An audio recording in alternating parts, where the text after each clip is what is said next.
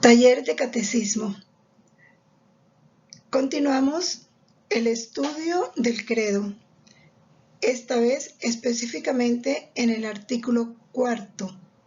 Jesucristo padeció bajo el poder de Poncio Pilatos. Hoy la sesión número 34, que comprende los numerales del 624 al 637. Jesucristo fue sepultado y descendió a los infiernos.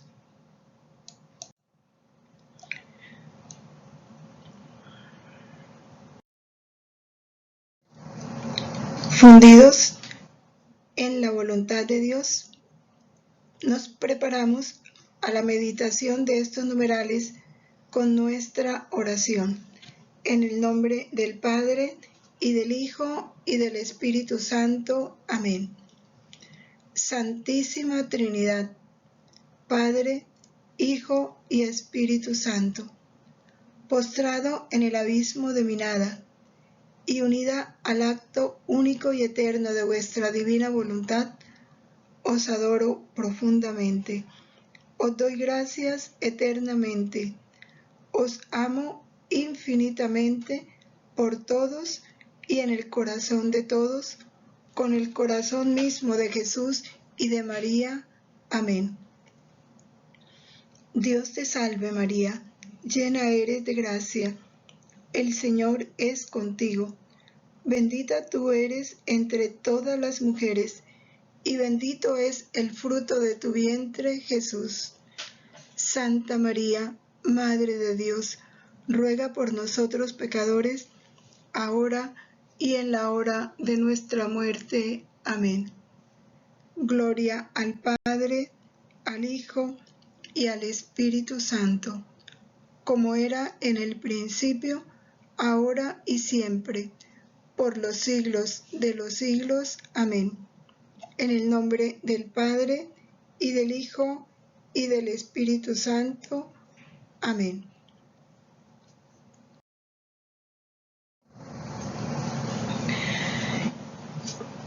Continuamos entonces en el numeral 624. Nos enseña el Catecismo algo muy importante. Nos habla de la muerte de Cristo. Recordemos que cuando meditamos los misterios de Jesús, además de profundizar lo que Él vivió en su humanidad, donde quiso hacerse igual a nosotros, menos en el pecado, también lo contemplamos como un modelo a seguir, porque estos misterios de Cristo también se van a reproducir en cada uno de nosotros. Hoy vamos a meditar en ese misterio de la muerte de Cristo. Por la gracia de Dios, nos dice el Catecismo, gustó la muerte para bien de todos. Esto es de la carta a los Hebreos 2:9. Por la gracia de Dios, gustó la muerte. ¿Qué significa eso de que gustó la muerte para bien de todos? Y por la gracia de Dios, pues que fue Dios quien dispuso que su Hijo no solamente muriese por nuestros pecados. Recordemos que en la vida de Cristo todo es un acto continuo de la voluntad del Padre. Fue el Padre quien quiso que muriera, que gustase la muerte. ¿Y qué significa eso, que gustase la muerte? Que conociera el estado de muerte. Sabemos que la muerte es la separación del alma del cuerpo, y que Jesús viviera esa experiencia de la muerte. ¿Y cuándo vivió esa experiencia? Desde el momento en que expiró en la cruz hasta el momento en que resucitó. Vivió esas sombras de muerte. Ahora, por supuesto que es un misterio. es estar Jesús en el sepulcro. Durante ese tiempo descendió a los infiernos. Cuando hablamos de misterio, tenemos que silenciar nuestros razonamientos, porque el misterio sobrepasa nuestro intelecto. Como dice Jesús, tengo modos y medios que la razón no comprende y que está obligada a adorar en mudo silencio. Este misterio de la muerte de Cristo, este misterio de Él experimentar las sombras de la muerte, de ese silencio, es el misterio que contemplamos el Sábado Santo. Cristo en la cruz vence, alcanza la victoria sobre el pecado y sobre la muerte. Muriendo, venció la muerte. Eso es lo más grande de este misterio. Muriendo, venció la muerte y dio inicio a la verdadera vida. Después de realizar la salvación de los hombres, establece en la paz el universo entero. Nos lo dice el apóstol San Pablo en sus cartas a los hebreos y a los colosenses. Es interesante este misterio de la muerte de Cristo. Vamos a profundizar este numeral tomando lo que dice el numeral 1005 del Catecismo. Este numeral 1005 nos habla precisamente de ese misterio de la muerte. Nos dice así: para resucitar con Cristo es necesario morir con Cristo. Es necesario dejar este cuerpo para ir a morar cerca del Señor. Está hablando de ese momento en nosotros, de ese paso de esta vida temporal a la vida eterna.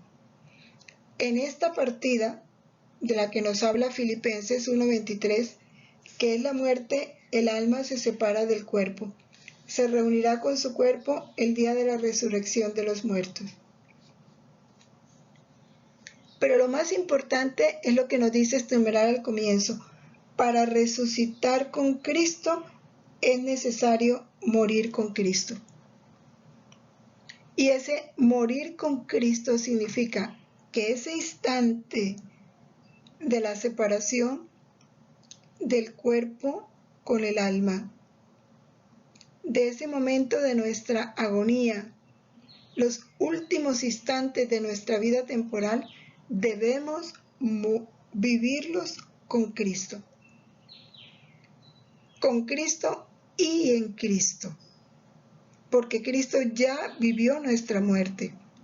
Nosotros tenemos que disfrutar de lo que Él ganó para nosotros. Pero eso no lo podemos lograr si no lo vivimos unido a Cristo.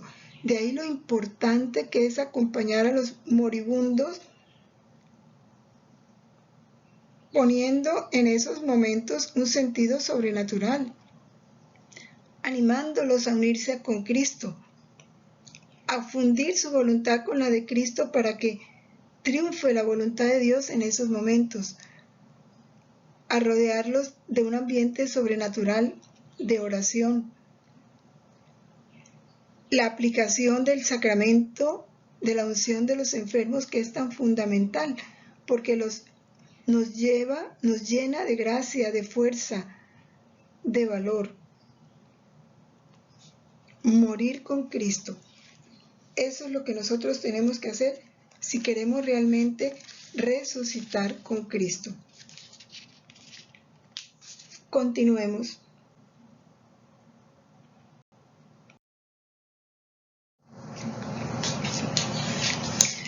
Profundizando este misterio como lo vivió Cristo, nos dice el Catecismo: la permanencia de Cristo en el sepulcro constituye el vínculo real entre el estado pasible de Cristo antes de Pascua y su actual estado glorioso de resucitado. un vínculo real. Es la misma persona de el que vive que puede decir estuve muerto, pero ahora estoy vivo por los siglos de los siglos. Continúa el catecismo explicándonos este misterio. Este es el misterio del plan providente de Dios sobre la muerte y la resurrección de hijos de entre los muertos. Que Dios no impidió a la muerte separar el alma del cuerpo según el orden necesario de la naturaleza, pero los reunió de nuevo una con otro por medio de la resurrección, a fin de ser él mismo en persona el punto de encuentro de la muerte y de la vida. La muerte es separación del alma y del cuerpo. Tiene que darse. Por eso el cuerpo se corrompe, porque ya no tiene el alma. El alma es el que le da la vida, el alma es el que le da el movimiento. Tiene que darse esa separación, pero luego esa alma y ese cuerpo serán reunidos en la resurrección de los muertos,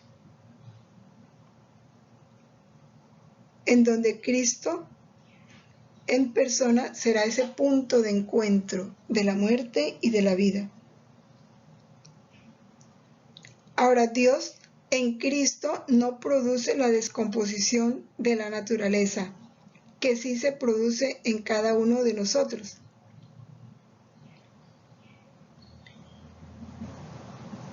En Él detiene la descomposición de la naturaleza que produce la muerte, y resultando Él mismo el principio de reunión de las partes separadas, dice San Gregorio Nacianceno.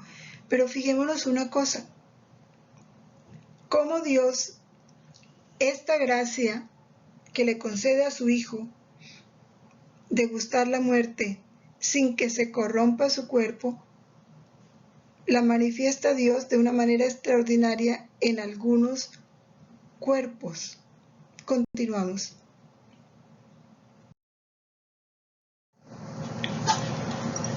El príncipe de la vida, que fue llevado a la muerte, según Hechos 3:15, es al mismo tiempo el viviente que ha resucitado. Era necesario que la persona divina del Hijo de Dios haya continuado asumiendo su alma y su cuerpo separados entre sí por la muerte. Tenía que darse en Cristo la muerte. Aunque Cristo en cuanto hombre se sometió a la muerte y su alma santa fue separada de su cuerpo inmaculado, sin embargo su divinidad, y aquí está el misterio, su divinidad no fue separada ni de una ni de otro, ni de su humanidad, ni de su alma, ni del alma ni del cuerpo. Por lo tanto, la persona única no se encontró dividida en dos personas. Es un misterio. Murió como hombre, pero esa persona divina no murió. Por eso pudo descender a los infiernos y llevar consigo a todos los que estaban en el seno de Abraham esperando este momento. Explica el catecismo que ese cuerpo y esa alma de Cristo existieron por la misma razón desde el principio en la persona del Verbo, y en la muerte, aunque separados el uno de la otra, permanecieron cada cual con la misma y única persona del Verbo. San Juan Damasceno. En el Verbo no se dio esta separación. Así como no podemos entender la unión hipostática de Jesús, perfecto Dios y perfecto hombre con sus limitaciones, perfecto Dios con la plenitud en todo, de igual manera tampoco vamos a comprender este misterio de la muerte de Cristo en su humanidad, su separación en su humanidad, pero no en su divinidad. Son verdades que debemos creer.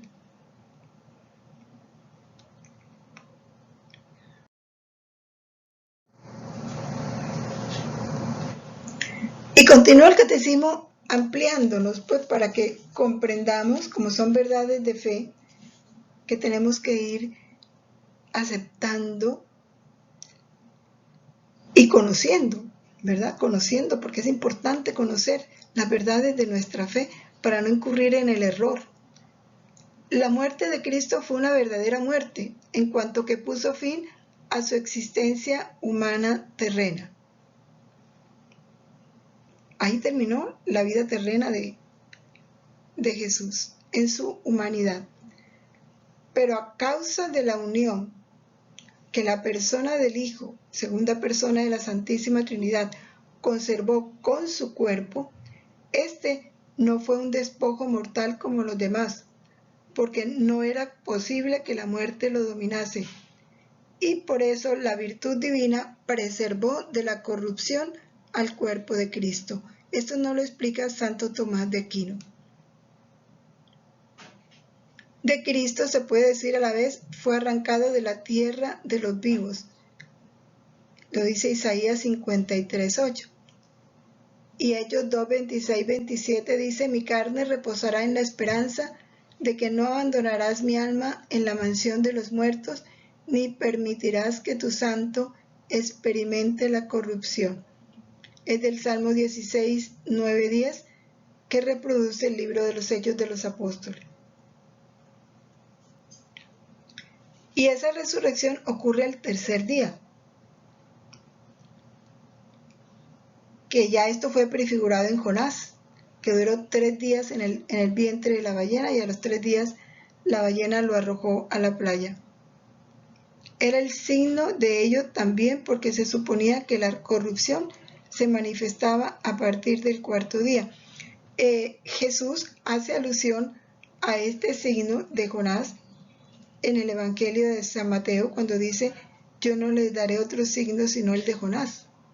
Cuando le piden un signo, dice, no les daré otro signo sino el de Jonás, o sea, el de mi resurrección, después de 3 días de muerto. Hay algo bien importante que debemos considerar. Cuando el cuerpo del hombre no se corrompe, démonos cuenta de esas gracias extraordinarias que Dios ha concedido a algunos santos, algunos, porque no todos los santos, cuyo cuerpo permanece incorrupto. O sea, participan de esta gracia que la virtud divina le concedió al cuerpo de Cristo. Porque de alguna manera fue tanta la unión, la pureza que hubo en sus almas de prolongar la vida de Cristo en ellos, hubo una unión tan especial de ese cuerpo con el alma que mereció que se preservase de la corrupción.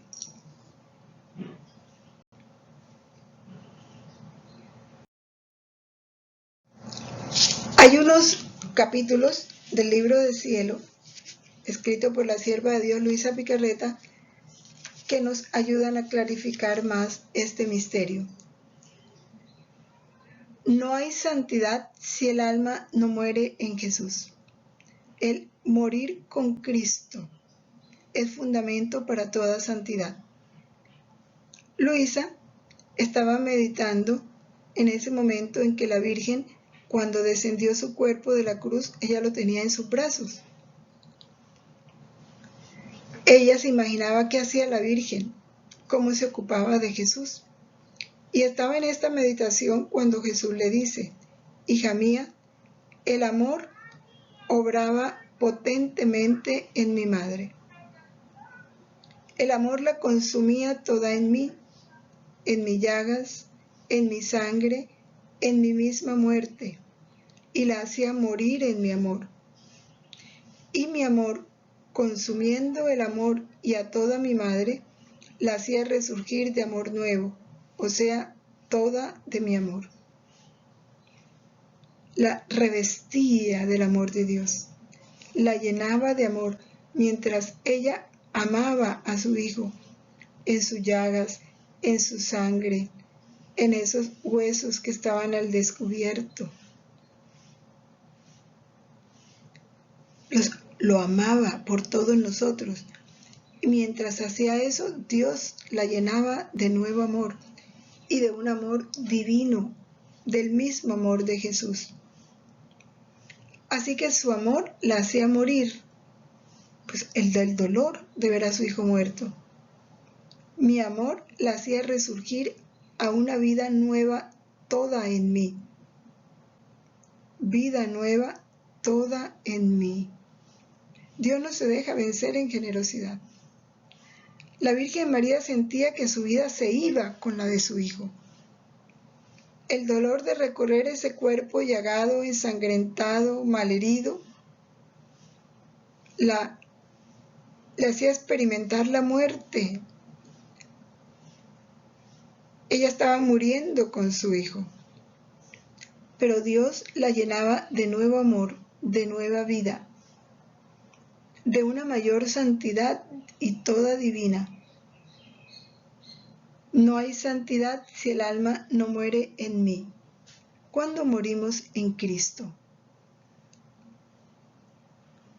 Cuando vivimos la cruz, cuando vivimos el dolor, cuando Dios por cualquier circunstancia hace que muramos a todo, a nuestros proyectos, a nuestros gustos, a nuestros modos. Todo eso es sacrificio, todo eso es muerte, pero hay que morir en Cristo, viviendo todo eso en Él y como Él lo vivió. No hay verdadera vida si no se consume toda en mi amor. O sea, esos momentos difíciles que son de muerte, porque son de cruz. Vivir la cruz es vivir la muerte. Vivir el sacrificio es vivir la muerte. Vivir una tribulación es vivir la muerte, pero hay que vivirlo en Cristo, muriendo en Cristo, con sus mismos sentimientos, con sus mismas intenciones, fundidos en Él. Entonces Él nos dará su verdadera vida, su verdadero amor, su santidad divina. Hay que aprender a morir en Cristo, por eso hay que contemplar su pasión, para aprender a vivirla como Él la vivió.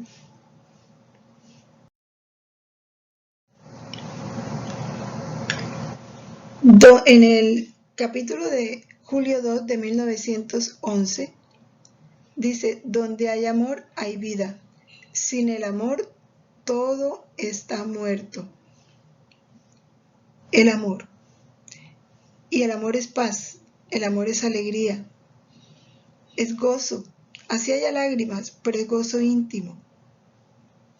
Hija mía, donde hay amor hay vida, y no vida humana, sino vida divina.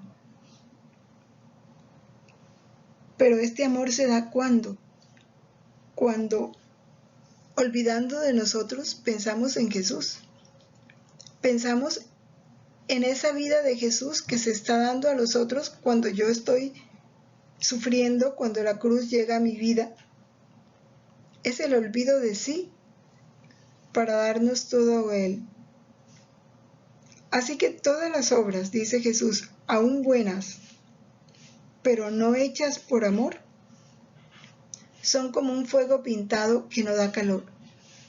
Aún buenas, ¿no? Pero no son hechas por amor, sino por interés personal, por complacer a los otros, así sea al hijo o así sea al esposo. Pero no está Jesús ahí. No hay amor a Jesús. Lo importante es el amor a Dios, porque lo otro es un amor humano. O como agua pintada que no quita la sed y no purifica. Yo digo esto porque es que, sí, es un deber de Estado amar a los hijos y amar al esposo, pero el amor a Dios tiene que estar por encima de ese amor humano. Entonces yo debo amar a Jesús en mi hijo, yo debo amar a Jesús en mi esposo, yo debo amar a Jesús en mi hermano. Mi deseo es complacer a Jesús. Cuando yo complazco a mi hijo o a mi esposo o a mi hermano es complacer a Jesús en esa persona. Recordemos la obra de misericordia. Tuve hambre y me diste de comer. No tu hermano tuvo hambre y le diste de comer, no. Yo tuve hambre en la persona de tu hermano y tú me diste de comer. Por eso hay que aprender a amar a Jesús, para que se dé esto. ¿Cuántas obras pintadas o bien muertas van siendo hechas por las personas, aun por aquellas consagradas a mí? Porque solo el amor es el que contiene la vida. Ninguna otra cosa contiene tanta potencia de dar vida a todo. Es más, sin el amor todo está muerto. Y cuando hablamos del amor, es amor a Dios, manifestado en el amor a las personas.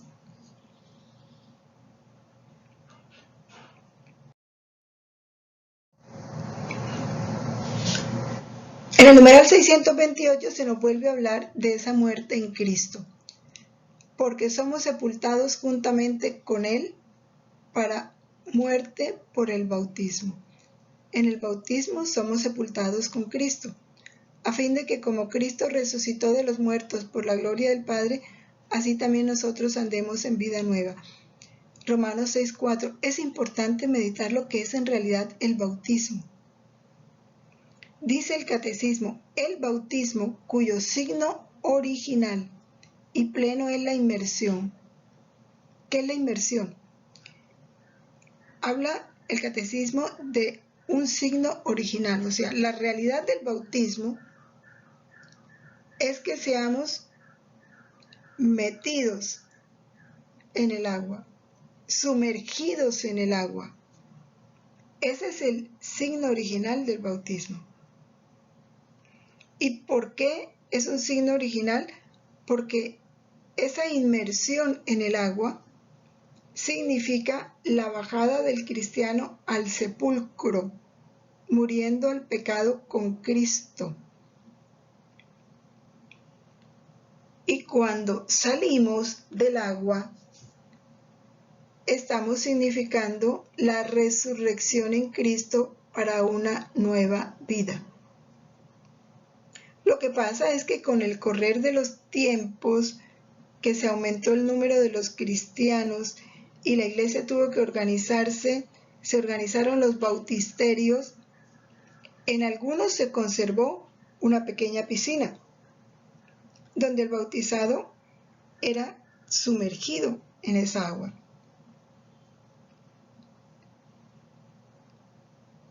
Pero después se cambió por una pila donde se le echa agua al bautizado en la cabeza mientras se pronuncia la fórmula de yo te bautizo en el nombre del Padre, y del Hijo y del Espíritu Santo.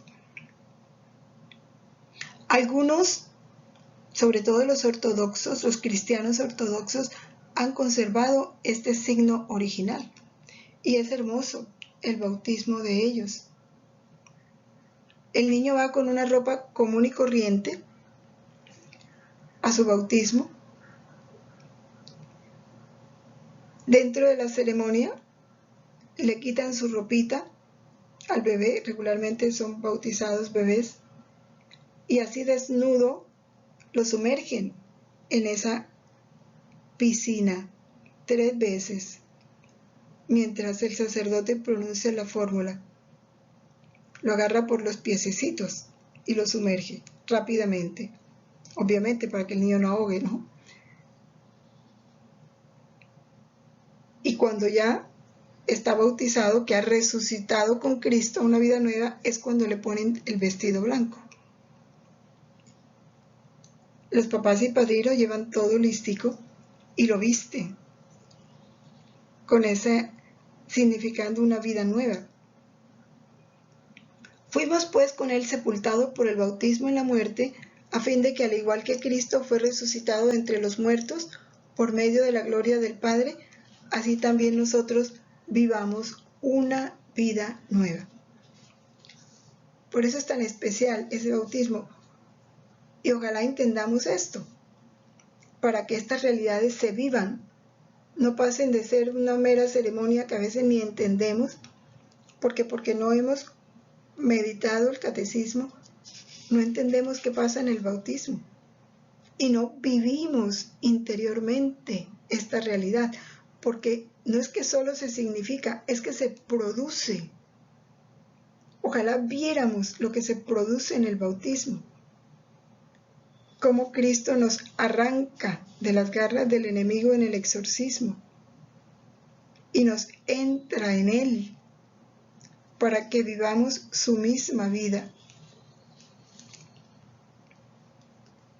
Qué importante es que padres y padrinos, el bautizado, pues aún no si es un bebé, pero si ya es un niño de 4 años, sí debe entenderlo y debe explicársele para que lo viva profundamente.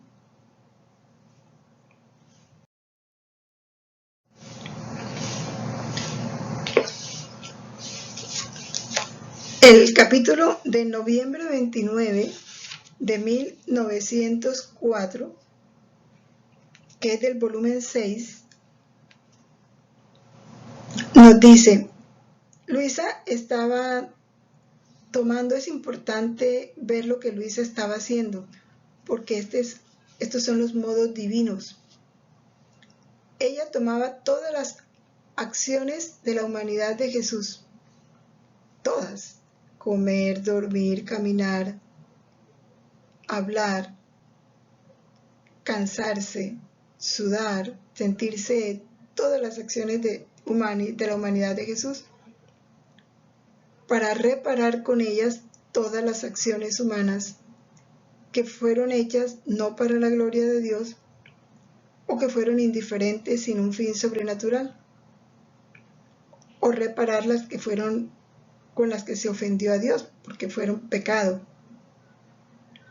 Al mismo tiempo que ella hace eso, pide que todas las criaturas hagan sus acciones con la intención y unión de las acciones de Jesús bendito, y así llenar el vacío de la gloria que la criatura debe dar a Dios. Esto es un acto divino. Está haciendo Luisa un giro.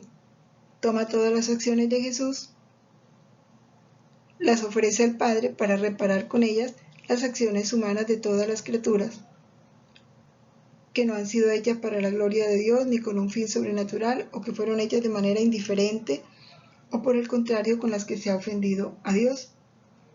Y al mismo tiempo pide al Padre que nos dé a todos nosotros la gracia de poder realizar nuestras acciones con las mismas intenciones de Jesús, unidos a Jesús, y para darle al Padre la gloria que debemos darle en todas nuestras acciones.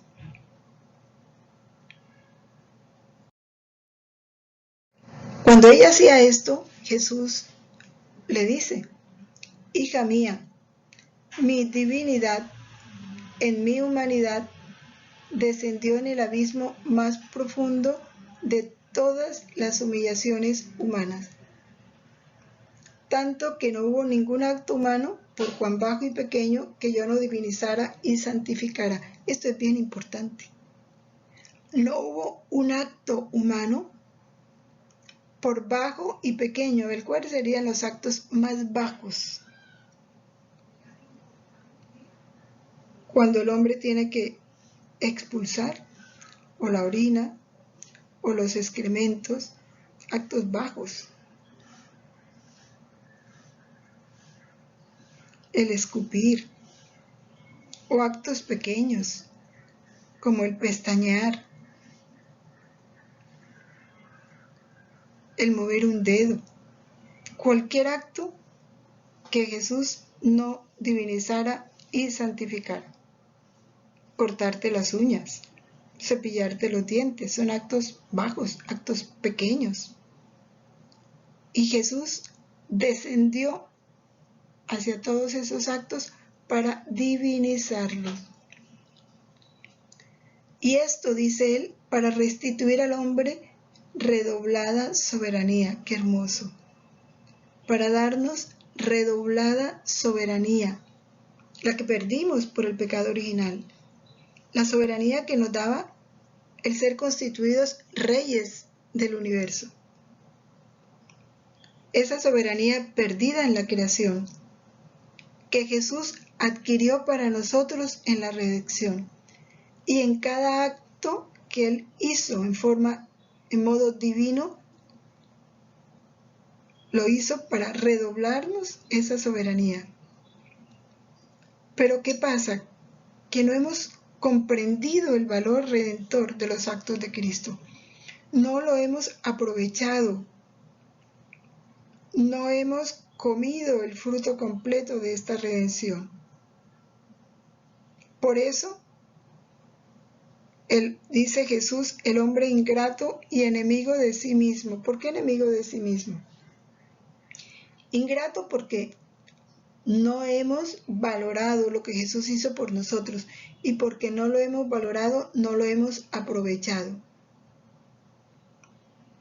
Y enemigos de sí mismo, pues si eso nos hace tanto bien, si Jesús en cada acto de eso nos da una redoblada soberanía, el no aprovechar eso que Jesús hizo, el no unirnos a las intenciones de Jesús, el no unir nuestra voluntad a Jesús nos hace enemigos de nosotros mismos. ¿Por qué?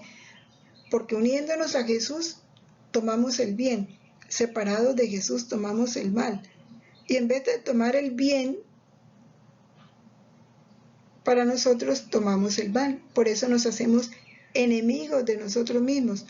Nos hacemos a nosotros mismos el mal. Un enemigo es el que te hace un mal. Y nosotros nos volvemos enemigos de nosotros mismos haciéndonos el mal.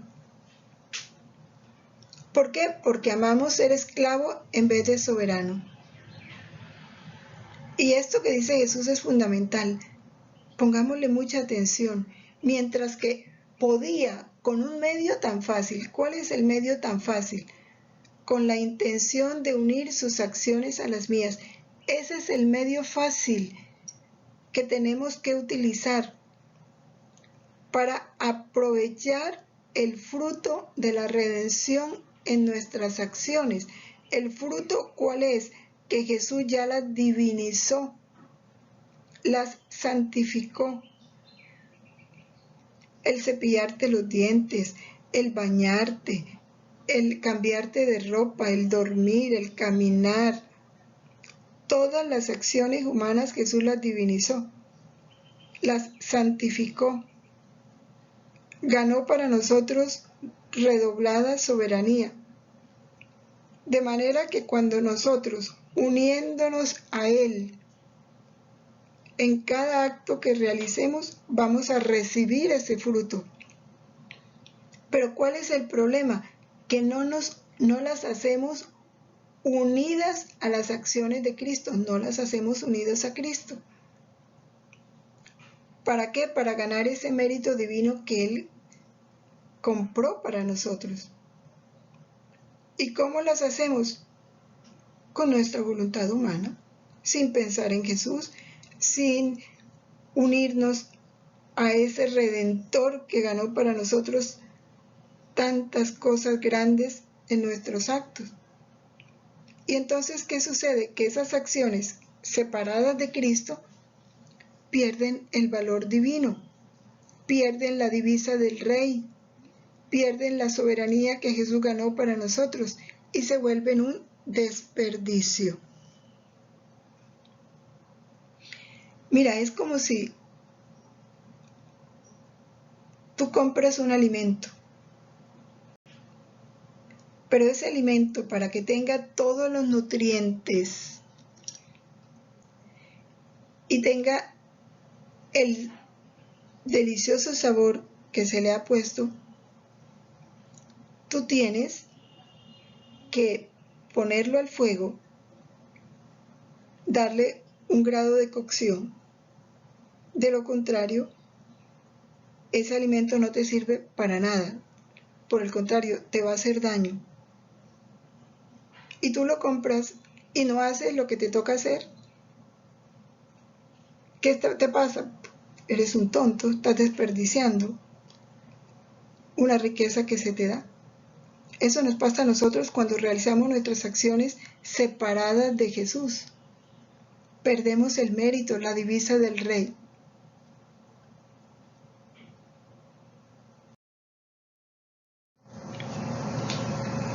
Y en el volumen 2 de septiembre 2 de 1899 nos dice Jesús: hija mía, ten siempre presente ante tu mente la luz de mi pasión, porque al ver mis acerbísimas penas, las tuyas te parecerán pequeñas, y al considerar la causa por la que sufrí tantos dolores inmensos, que fue el pecado, los más pequeños defectos te parecerán graves. En cambio, si no te miras en mí, las más pequeñas penas te parecerán pesadas, y los defectos graves los tomarás como cosa de nada. Contemplar los sufrimientos de Cristo, porque tenemos que vivir la cruz como la vivió Cristo. Tenemos que morir en Cristo cada que Dios nos presente la muerte en cualquier circunstancia. Si contemplamos a Cristo, por eso hay que meditar la pasión. ¿Por qué? Porque la pasión de Cristo, escrita por la sierva de Dios Luisa Picarreta, es el único libro donde Cristo muestra su pasión interna. Mientras sufría externamente, cómo vivió internamente ese momento, cómo vivió internamente la humillación, qué hizo cuando fue llenado de esputos, de saliva, qué hizo cuando se burlaron de él, cómo lo ofreció, cómo lo vivió. Y ahí aprendemos a tener los mismos sentimientos de Cristo, a reaccionar amando como reaccionó Cristo. Recordemos que el amor es lo que le va a dar valor a nuestras acciones. A encontrarle amor a la cruz. Jesús amó la cruz, amó el sufrimiento. Cada momento de sufrimiento era para él una riqueza divina que aprovechó para bien nuestro. Y eso es lo que nosotros tenemos que aprender de Jesús, a amar la cruz, a encontrar el valor inmenso que el sufrimiento y la cruz tienen y aprovecharlos. Entonces, cualquier dolor, después de contemplar los dolores de Cristo, nos parecen pequeños.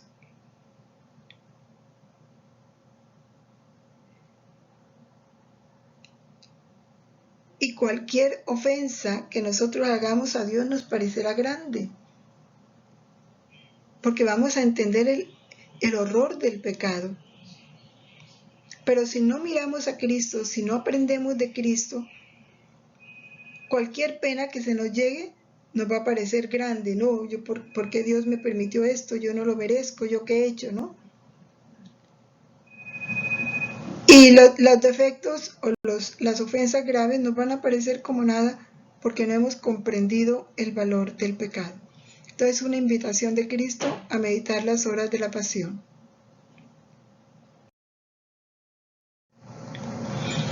En el numeral 631 ya se nos empieza a hablar de una manera específica ese descenso de Jesús a los infiernos, dice el credo.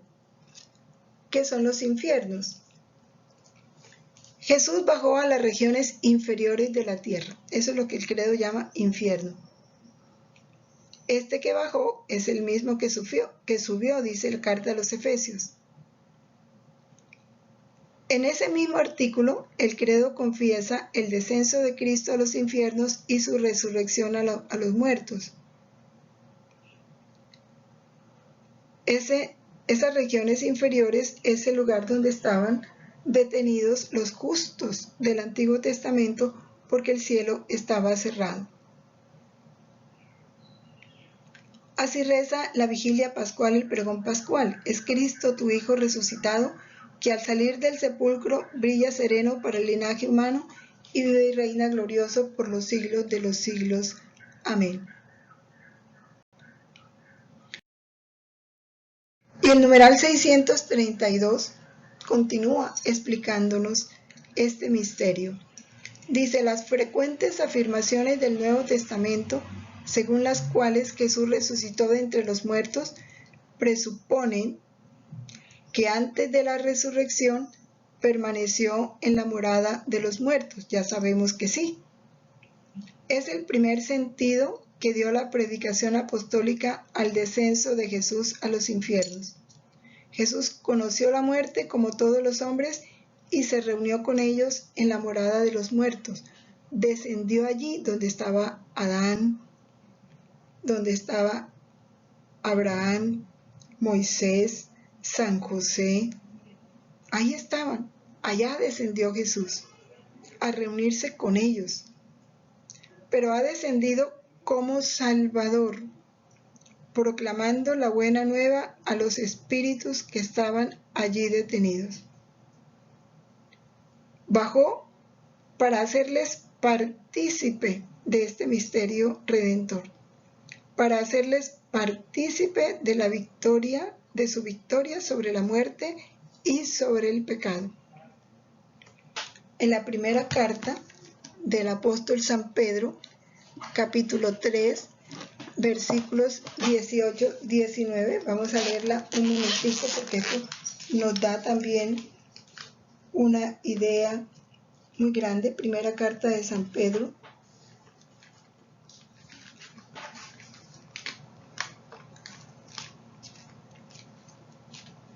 capítulo 3, vamos a leerla. Dice así, versículos 18-19.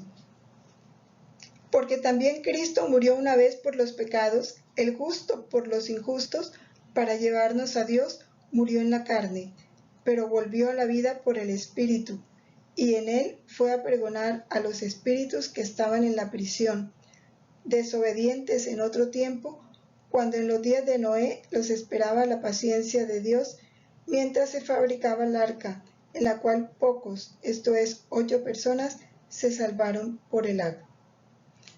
Lo más importante es ese. Fue a pregonar a los espíritus que estaban en la prisión, desobedientes en otro tiempo. Allí fue a predicar la buena nueva.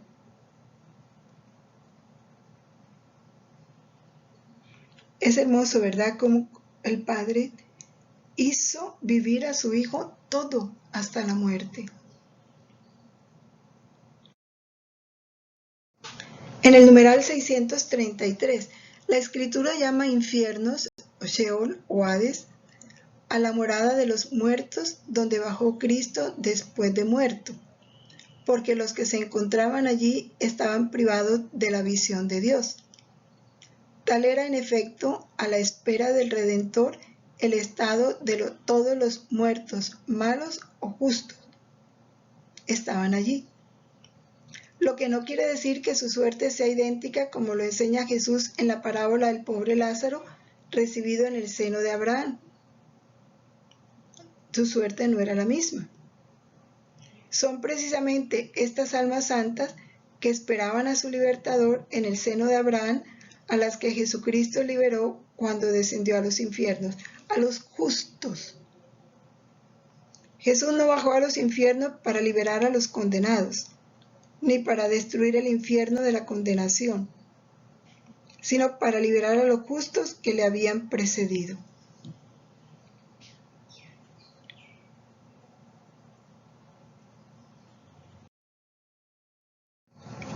Y en el numeral 634, hasta a los muertos ha sido anunciada la buena nueva, dice la primera carta de Pedro en su capítulo 4. El descenso a los infiernos es el pleno cumplimiento del anuncio evangélico de la salvación. O sea, también a ellos llegó la salvación, a los que habían muerto antes de la venida de Cristo a la tierra. Hasta allá fue Jesús a anunciarles la salvación. Es la última fase de la misión mesiánica de Jesús. Ahí culminó su fase mesiánica. Fase condensada en el tiempo, pero inmensamente amplia en su significado real de extensión de la obra redentora a todos los hombres de todos los tiempos y de todos los lugares, porque todos los que se salvan se hacen partícipes de la redención. Podemos decir que ahí terminó la fase mesiánica de Jesús en su humanidad. Fue a los últimos a los que les anunció su mensaje de salvación, el nuevo reino, a ellos, el evangelio del reino, a los justos que estaban en el seno de Abraham.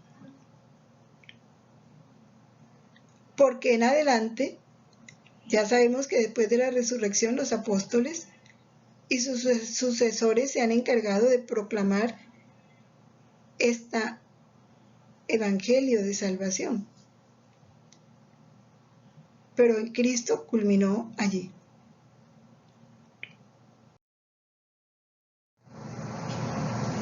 Numeral 635. Cristo, por tanto, bajó a la profundidad de la muerte para que los muertos oigan la voz del Hijo de Dios y los que la oigan vivan. Jesús, el príncipe de la vida, aniquiló mediante la muerte al Señor de la muerte, es decir, al diablo, y libertó a cuantos por temor a la muerte estaban de por vida sometidos a esclavitud. En adelante Cristo resucitado tiene las llaves de la muerte y del infierno, y al nombre de Jesús toda rodilla se doble en el cielo, en la tierra y en los abismos. Aquí hay dos cosas importantes. Primero, Cristo con su muerte destruyó la muerte. Es una verdad que tenemos que creer. Y ya la palabra muerte debe desaparecer de la vida del cristiano. El cristiano no muere. Pasa de una vida temporal a una vida eterna, pero no muere. Lo que llamamos muerte ya no es muerte, ya es Pascua, es paso. La verdadera muerte la tiene el príncipe de la muerte, al Señor de la muerte. ¿Quién es? El diablo. Porque la verdadera muerte se da en el infierno. Allí sí se muere. Se muere a la verdadera vida, que es Cristo, aun cuando por toda la eternidad se sufre. Porque no es que el condenado pierda la vida, no. Vive una vida eterna de infierno, separada de Dios. Por eso es que la muerte ya no existe. Cristo venció con su muerte la muerte. Y libertó a cuantos por temor a la muerte estaban de por vida sometidos a la esclavitud. Si ya Cristo venció nuestro temor a la muerte, tenemos que vivir esa victoria. No tenemos por qué tenerle miedo a la muerte, tenerle miedo a la separación del cuerpo del alma, a la muerte física, si pudiéramos decir así. Tenerle miedo a la Pascua es tenerle miedo al encuentro con Dios, y nosotros no podemos tenerle miedo al encuentro con Dios, porque es el principio de la verdadera vida. Y esta victoria de Cristo sobre la muerte y sobre el pecado lo hace Señor de la historia, del cielo y de la tierra. Por eso, ante Él, toda rodilla se doble, en el cielo, en la tierra y en los abismos. Los demonios también reconocen a Dios y lo adoran y le obedecen, porque Él es el Señor.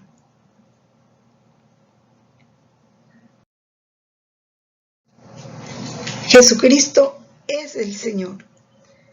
Esa es la gran conclusión de esta victoria de Jesús sobre el pecado y sobre la muerte. Este descenso de Jesús, decíamos, se celebra el Sábado Santo, que es un día de luto inmenso, de silencio y de espera vigilante de la resurrección del Señor. Es contemplar la muerte de Cristo. Un gran silencio envuelve la tierra, un gran silencio y una gran soledad, un gran silencio porque el Rey duerme. La tierra está temerosa y sobrecogida porque Dios se ha dormido en la carne y ha despertado a los que dormían desde antiguo. Va a buscar a nuestro primer padre como si éste fuera la oveja perdida. Quiere visitar a los que viven en tinieblas y en sombras de muerte. Él, que es al mismo tiempo Dios e Hijo de Dios, va a librar de sus prisiones y de sus dolores a Adán y a Eva. Yo soy tu Dios, que por ti y por todos los que han de nacer de ti, me he hecho tu Hijo. A ti te mando, despierta, tú que duermes, pues no te creé para que permanezcas cautivo en el abismo.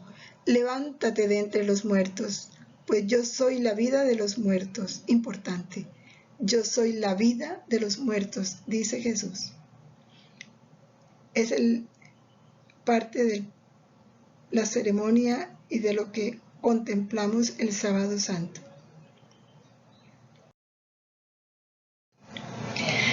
Con este verdadero sentido de la muerte, con este gran deber de morir con Cristo en el bautismo, debemos recordar ese sentido del bautismo para vivirlo en plenitud. Ese morir con Cristo cada que nos toque vivir la cruz, vivir la muerte, vivir la crucifixión en el día a día, crucifixión de nuestros deseos, afectos, criterios, gustos, comodidades, aprenderlas a morir en Cristo, con Cristo, para resucitar con Él a nueva vida. Es de contemplar el verdadero sentido de la muerte, que ya no es muerte sino Pascua, y revisarnos para no morir como los que no creen, sino aprender a celebrar la Pascua como los que creen. Todas estas verdades que nos ha enseñado el Catecismo, hagamos la vida, con la ayuda de nuestra Madre, en quien ponemos todas estas semillas para que produzcan en nosotros el fruto que Dios merece recibir. Padre nuestro que estás en el cielo, santificado sea tu nombre. Venga a nosotros tu reino. Hágase tu voluntad en la tierra como en el cielo. Danos hoy nuestro pan de cada día. Perdona nuestras ofensas, como también nosotros perdonamos a los que nos ofenden. No nos dejes caer en la tentación y líbranos del mal. Amén. Y que todo este sentido de la muerte de Cristo nos ayude a vivir la muerte de los seres queridos no como una muerte, sino como una Pascua. No pensando en su ausencia, sino en el comienzo de su nueva vida. Con el dolor de la separación como lo vivió la Virgen María, pero unidos a ella, vivir también la esperanza de esa nueva vida, de esa resurrección en Cristo, para que el fruto de la redención sea algo verdadero en nosotros, provechoso y que nos llene de una nueva vida.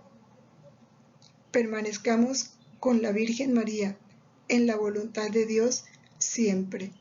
Fiat.